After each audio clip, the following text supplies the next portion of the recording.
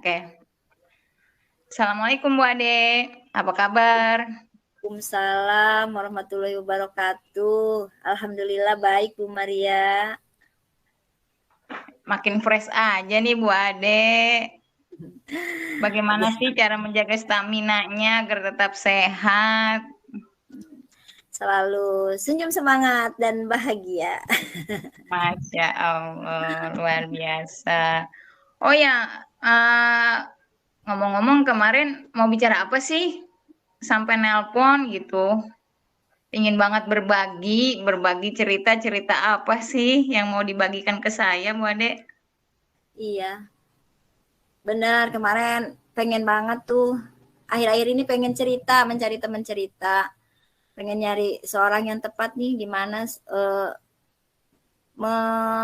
mengungkapkan perasaan saya gitu. Sebenarnya ini bukan cerita tapi lebih tepatnya curhat kali ya Bu ya. Saya ingin mencari Oh, teman curhat. Kayaknya iya. saya bisa gimana gitu, berat gitu untuk menjalani tugas-tugas yang menumpuk gitu Bu Maria.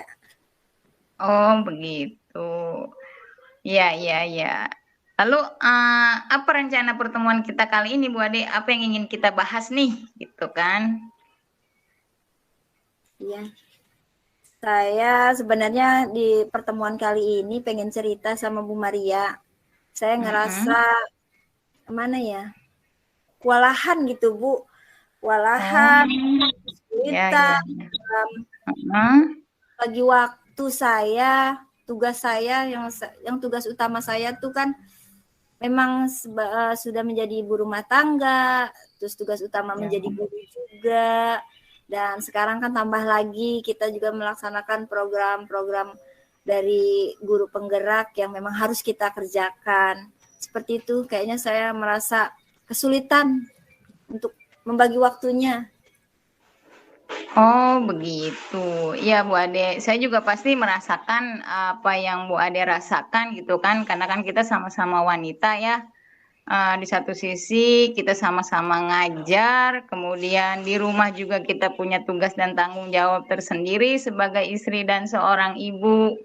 Kemudian juga ada tuntutan juga di kegiatan CGP dengan berbagai tugas-tugas yang sudah ditentukan due date-nya gitu kan. Pasti akan benar-benar membuat Bu Ade itu merasa aduh bingung nih bagi waktunya gitu kan. Nah, dari pertemuan ini, apa sih tujuannya yang Bu Ade ingin sampaikan dalam kita membahas masalah ini? Tujuannya, tujuannya yang pertama ya saya dapat temuan ini ya ingin berbagi cerita. Yang kedua ya gimana caranya gitu tujuannya biar supaya saya bisa membagi waktu antara tugas utama saya sebagai guru yang banyak mengerjakan tugas-tugas administrasi sekolah, terus juga harus tetap memperhatikan kondisi murid-murid saya dan juga tugas sebagai ibu rumah tangga juga di rumah yang memang kebetulan di rumah tuh tidak ada asisten rumah tangga, jadi semua saya yang megang sendiri gitu Bu. Dan Oh juga iya, harus melaksanakan itu, mengerjakan tugas-tugas LMS yang emang ada due date-nya, yang kadang tuh tugas ibu rumah tangga sering terbengkalai gitu Bu. iya. Berarti intinya Bu Ade itu ingin membagi waktu itu sebagus mungkin ya, seefisien mungkin, seefektif mungkin, supaya ya boleh dikatakan kita tetap profesional gitu Bu Ade ya. Jadi tugas apa sekolah oke, rumah tangga juga tetap pelayanan kita ke anak, ke keluarga tetap tidak mengurangi, begitu juga dengan tagih-tagihan di LMS tetap kita penuhi. Kemudian menurut Bu Ade, ukuran keberhasilan dalam membagi waktu antara sekolah di rumah dengan pendidikan GP itu seperti apa sih Bu Ade? Ukuran keberhasilan, menurut saya ukuran keberhasilan saya tuh yang saya idamkan itu ya saya bisa melaksanakan semua tugas gitu, tugas tiga tersebut, tugas utama saya tiga tersebut, biar supaya ukuran keberhasilan itu semua bisa dipegang dengan baik, bisa dilaksanakan dengan baik tanpa ada yang terbengkalai gitu. Iya, luar biasa sekali Bu Ade ya. Memang itu tidak mudah, tidak semudah membalikan telapak tangan. Ketika kita berada di sekolah, kita harus tetap fokus melayani anak-anak. Ketika kita ada di rumah, kita juga harus memberikan ibaratnya pelayanan ya untuk keluarga, kasih sayang, perhatian serta yang lainnya. Begitu juga ketika menghadapi tugas-tugas di LMS. Kita juga harus memenuhinya kan, karena itu memang sudah menjadi komitmen kita di awal sebelum mengikuti pendidikan GP ini. Betul. Jika dilihat dari skala 1 sampai 10, di mana sih posisi Bu Ade dalam pencapaian tujuan membagi waktu agar semua berjalan dengan lancar? Aduh, kalau dilihat dari posisi 1 sampai 10, posisi saya itu mungkin ada di 5 atau 6 ya Bu, karena masih banyak kerjaan-kerjaan yang tertunda atau terbengkalai gitu Bu. Oh iya begitu. Tapi tetap semangat ya Bu Ade ya, karena semua tugas itu juga memang harus penting seperti yang tadi Bu Ade bilang, membagi waktu itu sangat penting gitu. Tetap kita berusaha tetap profesional dari ketiga kegiatan tersebut. Nah, apa kekuatan yang Bu Ade lakukan untuk mencapai tujuan tersebut? Kekuatan yang saya miliki saat ini yang pertama itu semangat. Saya harus semangat, dalam diri saya menanamkan semangat, bahwa dengan semangat saya bisa melakukan itu semua. Yang kedua yaitu motivasi atau dorongan dari suami atau keluarga yang alhamdulillah punya suami tuh masih satu profesi, akhirnya mengerti gitu tugas-tugas saya yang harus saya lakukan. Gitu, Bu. Iya, Masya Allah, luar biasa sekali ya Bu Ade ya. Pertama semangat, udah pasti kalau awalnya semangat ya, rasa capek dan lelah pun tidak akan terasa gitu kan, karena awalnya semangat, senang, kemudian juga support system dari keluarga. Apalagi Bu Ade kan suaminya tadi dibilang satu profesi ya, pasti sudah mengerti sekali gitu kan. Oh, pengertiannya itu udah pasti sangat membantu gitu kan ya. Kemudian juga dukungan dari keluarga lainnya tentunya itu sangat menjadi modal dasar atau kekuatan buat Bu Ade untuk melakukan untuk membagi waktu dengan baik dari ketiga kegiatan tersebut. Nah, dalam mengatur semua itu tentunya tidak mudah juga kan Bu Ade, apalagi kita sebagai perempuan yang memiliki profesi atau sebagai pendidik. Di rumah juga hampir semua pekerjaan rumah pasti Bu Ade yang mengerjakan kan sebagai seorang istri dan juga sebagai seorang ibu untuk anak-anak.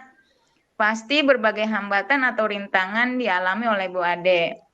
Nah, apa saja sih hambatan yang Bu Ade rasakan dan Bu Ade alami dalam dalam membagi waktu tersebut agar semuanya tetap berjalan dengan baik?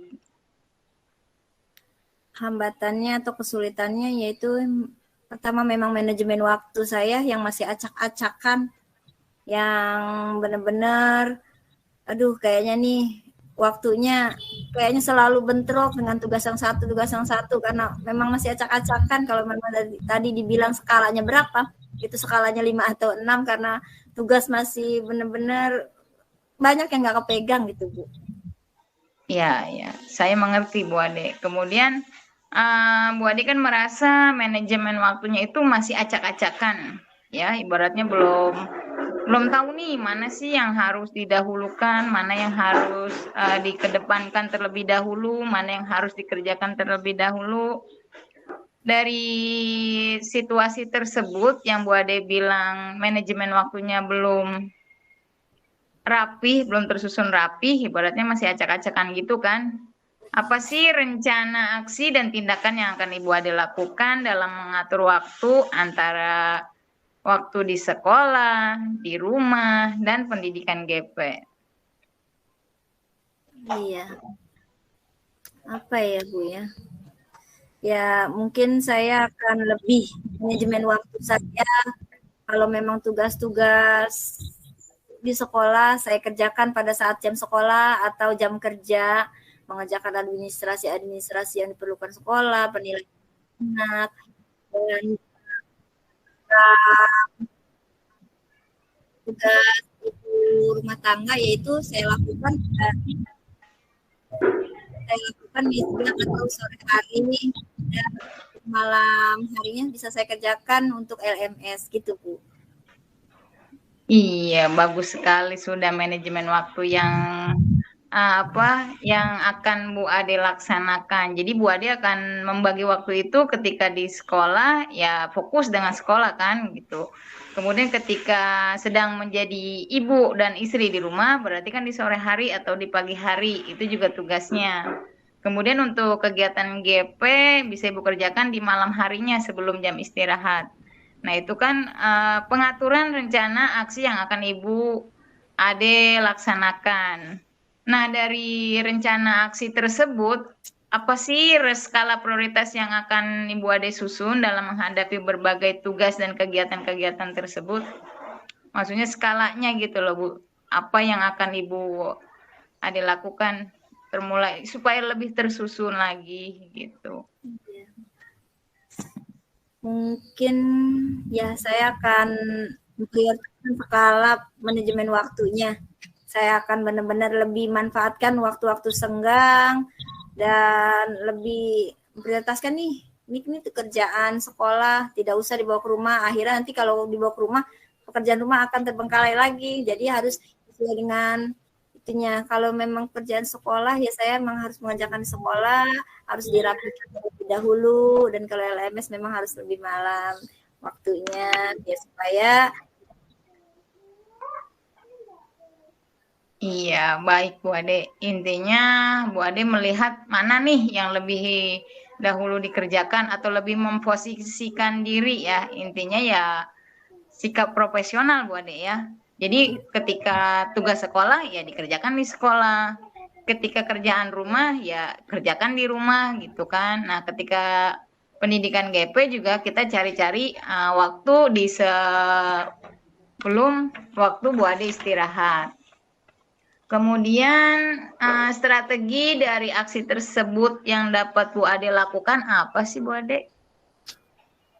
Ya, strategi yang bisa saya lakukan ya tadi saya sudah bilang, mungkin kendala saya memang hanya ada di waktu saya yang memang acak-acakan dan juga masih dan mungkin nanti saya bisa gitu menerapkan. Ya, berarti mengatur strategi itu di sekolah, di rumah, ketika ada waktu senggang mengerjakan tugas lainnya gitu ya. Intinya tidak membuang-buang waktu, tidak ibaratnya ketika ada waktu luang nih, apa yang bisa dikerjakan. Nah, kemudian bagaimana ketika menghadapi gangguan atau rintangan menjalani tersebut, ya? Apa yang Bu Ade lakukan dalam mengantisipasi gangguan itu? Untuk mengantisipasi gangguan tersebut. Ayo, waktunya Bu Ade, Bu Maria, waktu. Langsung refleksi kali ya. Nah, sekarang bagaimana perasaan Bu Ade setelah bercerita tentang kekhawatiran tersebut? Alhamdulillah, terima kasih Bu Maria. Perasaan saya sudah merasa plong gitu, bisa curhat sama Bu Maria. Saya nih bisa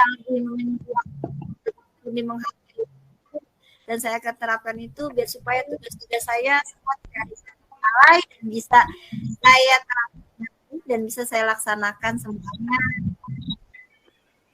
Iya, baik Bu Ade. Semangat ya Bu Ade. Terima kasih. Sampai ketemu di lain waktu. Tetap sehat. Ya, assalamualaikum. Ingat stop recordnya dulu Bu ya. Stop recordnya dulu sudah meninggalkan ruangan.